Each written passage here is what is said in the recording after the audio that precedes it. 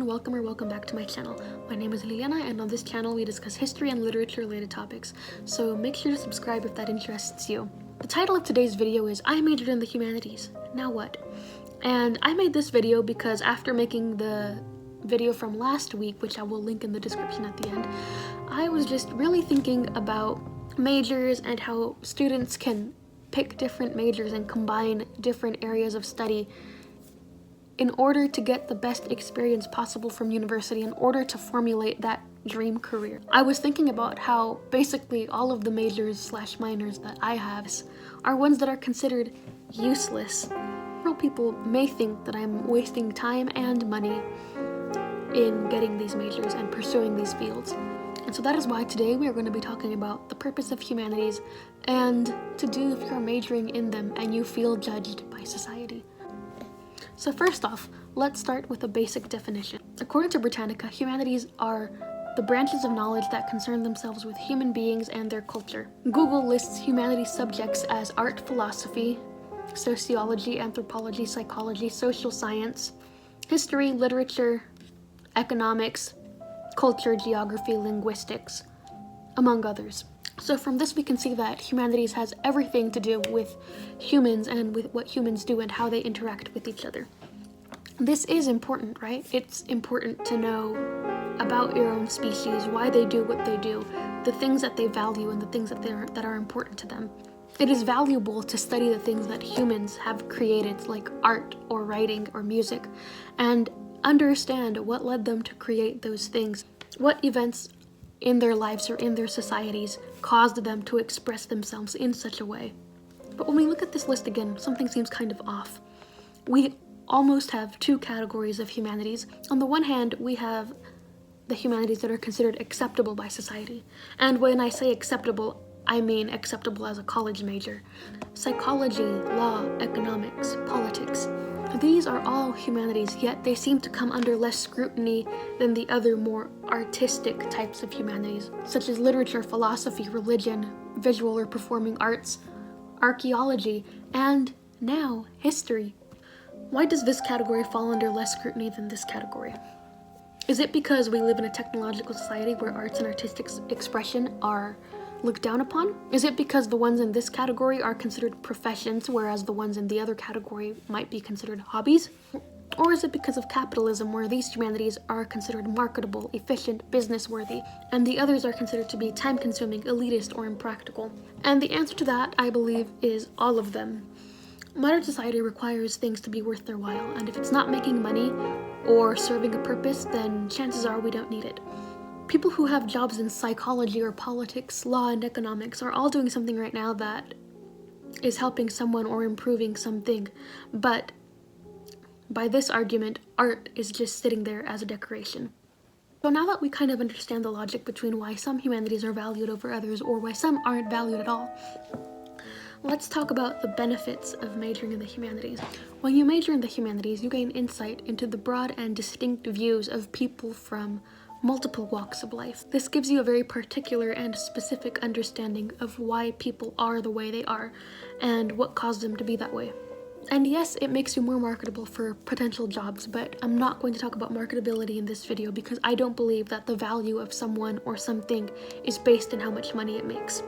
When you major in the humanities, whatever career you choose afterwards, whether it being your major or something completely outside of your major, you're going to have a very deep and intimate understanding of how people operate and be knowledgeable about the inner workings of humanity itself. If you were an art major, for example, and you end up being a counselor or a mentor in elementary school, your background as an art major will help you understand the therapeutic and the mind-developing value that art has, how art can be helpful as a way to release and express emotions, or how it can stimulate imagination and creativity, both which are immensely important in the development of a young child's mind.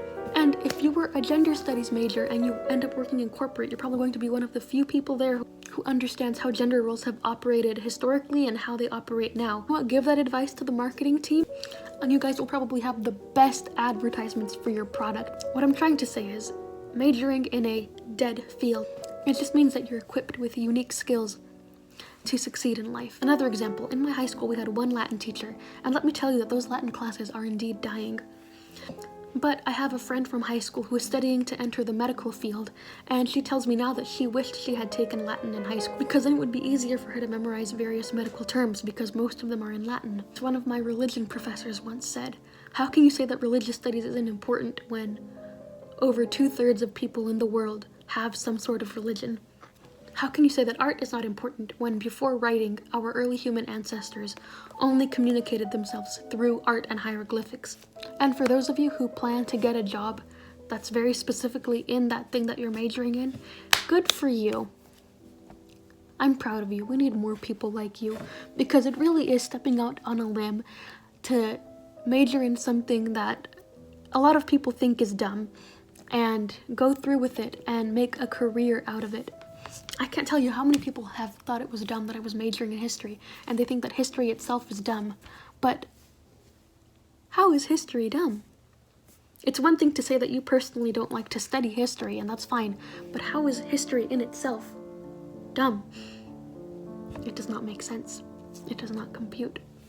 When you tell the story of how your parents met or how your family moved to the place that they're living in today, that is history. When you explain the holidays or the traditions that are observed in your culture, that is history. I remember one time someone in one of my English classes in high school told me, how is knowing how to analyze a poem going to help me get a job? And you know what? You're right. Analyzing a poem will not help you get a job and will not help you advance in your career, unless of course you're like a poet or an English teacher, but that's quite a small demographic. And I didn't have an answer at that time because I thought that anything that I might say would take too long to explain. I did have to go back 400 years in time to find an answer. Yes, again, history. It is a poem by John Donne that he wrote when he was ill and thought he was dying from the Black Plague. Oh, wait, did I say poem? Did I just imply that the humanities have some actual value in our everyday life?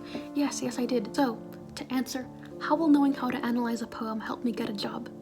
This is the answer. No man is an island entire of itself. Every man is a piece of the continent, a part of the main. If a clod be washed away by the sea, Europe is the less, as well as if a promontory were, as well as any manner of thy friends or of thine own were. Any man's death diminishes me, because I am involved in mankind, and therefore never send to know for whom the bell tolls. It tolls for thee. So what is Donne saying in this poem? In short, he's saying that the death of any person anywhere on the planet diminishes him because he is a part of mankind. He talks about a clod. A clod is a little piece of dirt that you can break off from a larger piece of dirt. And he says, if a clod is washed away by the sea, Europe is the less. And he's right. If a little piece of dirt this big is washed away into the sea, then yes, Europe is this much smaller than it was before. John Donne says that no man is an island, every man is part of a greater continent.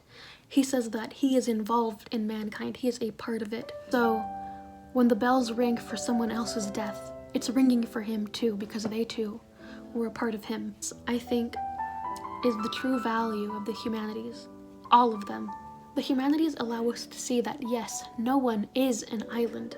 Everyone is part of a greater continent. When you relate to a song and you feel it in your soul, that means that yes, you are not an island. You are a part of a greater whole, who also feels the way that you do, and who also has had similar experiences to you, because they are part of humankind. Whether we like it or not, we are involved in mankind. We have, in fact, invested our whole entire lives in mankind. And so, if we are going to be living with mankind for 70 or 80 years, probably best that we learn everything we can about them, who they are, what they feel, and why they feel that way. I promise you it'll make all of our lives much easier. So if the next time someone ever asks you why you are majoring in XYZ, I would recommend that you tell them, I am involved in mankind. That is all for today. Thank you for watching this video, and don't forget to like, comment, and subscribe. Bye!